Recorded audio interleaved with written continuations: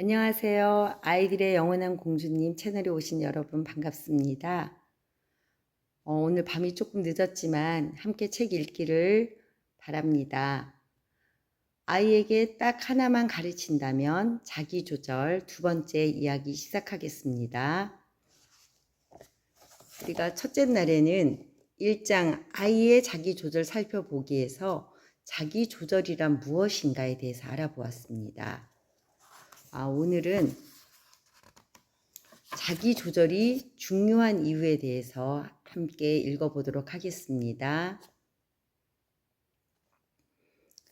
자기 조절은 삶의 시작부터 함께한다. 신생아는 배가 고프면 울지만 배가 부르면 만족하고 편안해하며 큰 소리가 나면 깜짝 놀라지만 엄마가 다독여주면 불안이 줄어든다. 스스로 손가락을 빨면서 무료함이나 불안을 달래기도 한다. 이처럼 자신의 감정과 행동, 생각을 조절하는 능력은 아주 어린 아기 때부터 존재하며 인간을 인간이게끔 하는 것이다. 자기조절은 신생아 때부터 자라기 시작하여 성인이 된 이후에도 지속 성장하고 사람의 인생 전체에 걸쳐서 영향을 준다. 공부와 자기조절. 우리나라에서 학교 공부를 잘 따라하고 좋은 성적을 내려면 자기 조절이 매우 중요하다. 교실에 앉아 집중해서 수업을 듣고 알림장이나 숙제를 챙기는 일이 모두 자기 조절과 관련된다. 학년이 올라가 공부해야 할 것이 많아지면 자기 조절이 더 중요해진다. 자신의 학습 수준을 파악하여 장단기 목표를 세우고 꾸준히 실행하는 것이 모두 자기 조절과 연관되기 때문이다. 스마트폰이나 시험 전날 놀자고 하는 친구와 같이 공부를 방해하는 유혹을 이겨내고 성적이 떨어지는 것과 같이 어려움이 생겼을 때 적극적으로 문제를 해결해 가는 것도 역시 자기 조절이 뛰어난 아이들이 잘한다. 학교 생활과 자기 조절. 학교에서는 정해진 일과에 맞춰서 스스로 할 일을 잘 챙기는 것이 중요하다. 수업 시간에 종이 울리면 친구들과의 이야기를 멈추고 책상에 앉아 그 시간에 만든 교과서와 준비물을 꺼내야 한다. 선생님 말씀을 잘 듣고 하라고 하는 것을 시간 내에 완성해야 한다. 옆에서 친구가 계속 장난을 쳐도 휩쓸리지 않고 수업에 집중해야 한다. 배가 고프거나 목이 말라도 참아야 하고 화장실에 가고 싶을 때는 손을 들고 허락을 받아야 한다. 속상하거나 화나는 일이 생겨도 감정을 폭발하지 않고 말로 표현할 수 있어야 하며 친구들 사이에서 갈등이 생기면 조정할 수도 있어야 한다. 그래서 자기 조절이 뛰어난 아이들은 학교에서 살아남기가 유리하다. 또래 관계와 자기 조절. 또래 친구와 의미 있는 관계를 맺고 유지하는데도 자기 조절은 중요한 역할을 한다. 친구를 잘 사귀려면 다른 사람에 대한 관심, 관계를 맺고 싶어 하는 마음, 불안이나 분노와 같은 부정적인 감정을 조절하는 능력, 다른 사람의 상황과 감정을 이해하는 능력, 놀이나 대화를 잘 시작하고 끼어들고 마치는 능력, 갈등을 이해하고 해결하는 능력이 필요하다. 이러한 능력은 아이의 감정, 행동, 인지 조절이 자라면서 함께 발달한다.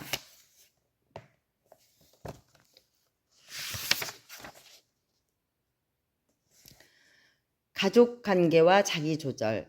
부모는 아이를 키우고 돌보고 가르치는 사람이다. 부모는 아이가 아주 어릴 때부터 숟가락질, 양치질, 장난감 정리 등과 같은 일상생활의 습관을 가르친다.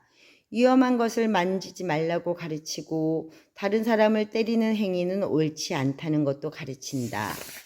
아이의 감정과 생각을 물어봐주고 읽어주면서 감정과 생각을 행동이 아닌 말로 표현하는 법도 가르친다.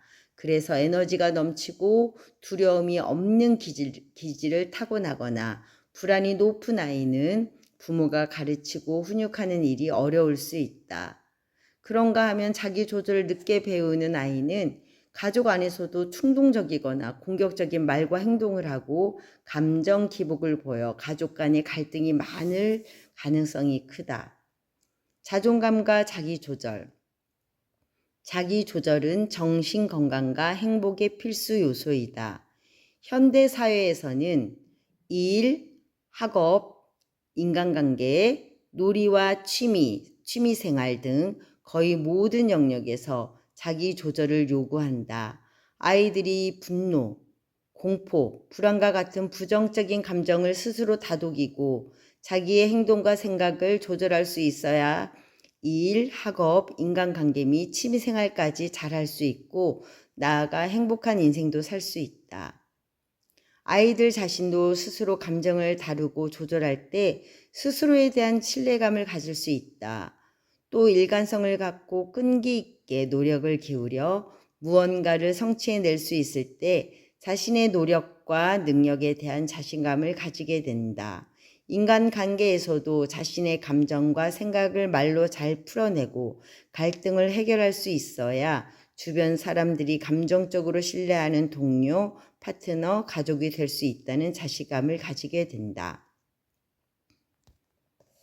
자기 조절의 5가지 영역. 감정 조절, 행동 조절, 인지 조절, 관계에서의 조절, 즐거움과 동기의 조절이 자기 조절의 중요한 영역이다. 이처럼 5가지 영역은 서로 밀접하게 관련되어 계속 영향을 주고받으며 자기 조절에서 중요한 역할을 한다.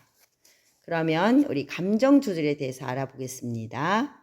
감정 조절은 아이가 자기 감정을 알아차리고 말로 표현하며 상황과 맥락을 고려해서 조절하는 능력이다. 또 다른 사람의 감정을 알아차리고 공감하는 능력, 실패와 좌절을 견디는 능력, 예상치 못한 일이 생겼을 때 차분하게 문제를 해결하는 능력도 여기에 포함된다. 감정 조절은 가족이나 친구와의 관계, 학업, 장기적인 정신 건강 등에도 중요한 역할을 한다.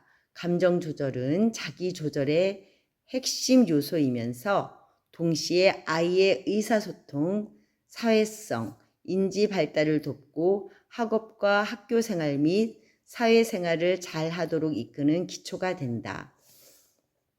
2번째, 행동 조절. 행동 조절은 아이가 자신의 행동을 관찰하고 모니터하며 효율적으로 하도록 조절하는 능력이다. 행동 조절에는 각성 수준이나 에너지를 상황에 맞게 조절하는 능력이 포함된다. 또 충동을 억제하고 말이나 행동하기 전에 다시 한 번 더 생각하고 자신의 말이나 행동이 다른 사람에게 미칠 수 있는 영향을 고려하여 조심스럽게 행동하는 것도 행동 조절이다. 그리고 바로 눈앞에 있는 즐거움보다 장기적인 목표를 생각하면서 욕구 만족을 지연하고 꾸준히 노력할 수 있는 능력도 행동 조절에 포함된다. 인지 조절. 아이가 스스로 자기 생각을 조절하는 힘을 인지 조절이라고 부른다.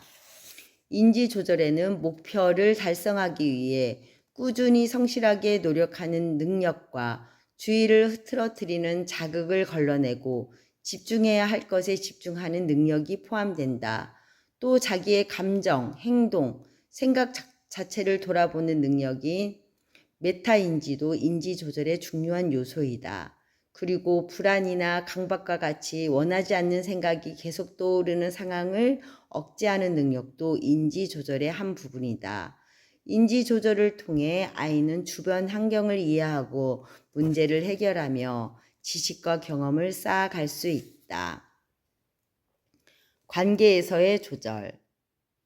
사람은 기본적으로 다른 사람들과 관계를 맺고 싶어하는 사회적 존재이다. 사람과 사람이 관계를 맺는데도 다양한 조절 능력이 필요하다. 관계에서의 조절은 사회적 상황에서 다른 사람들이 어떻게 느끼는지를 이해하고 자신의 말과 행동이 다른 사람에게 어떤 영향을 미치는지를 알고 여기에 맞춰서 자신의 행동을 조절하는 능력이다. 또 언어적, 비언어적 의사소통, 공감, 경청, 우정을 시작하고 유지하는 능력, 갈등을 해결하는 능력이 모두 관계의 조절에 포함된다. 즐거움과 동기의 조절. 현대 사회에서 아이들이 좋아할 만한 것들이 너무나 많다. 각종 게임, 틱톡, 릴스, 쇼츠 등 재미있는 것들이 끝없이 넘쳐나서 하다 보면 멈추기가 어렵다. 자칫 이런 것들에 빠져 일상생활에 방해가 되기도 한다. 그런데 요즘에는 반대로 하고 싶은 것도 없고 딱히 즐거울 것도 없는 무기력한 아이들도 많다. 그래서 일상의 즐거움을 어느 정도 느낄 수 있으면서도 즐거움을 어느 순간 멈출 수 있는 것이 자기 조절의 중요한 요소가 된다. 네, 오늘은 여기까지 읽겠습니다.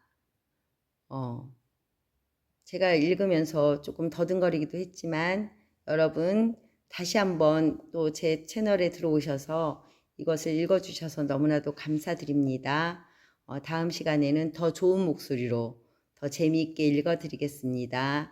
편히 주무세요. 감사합니다.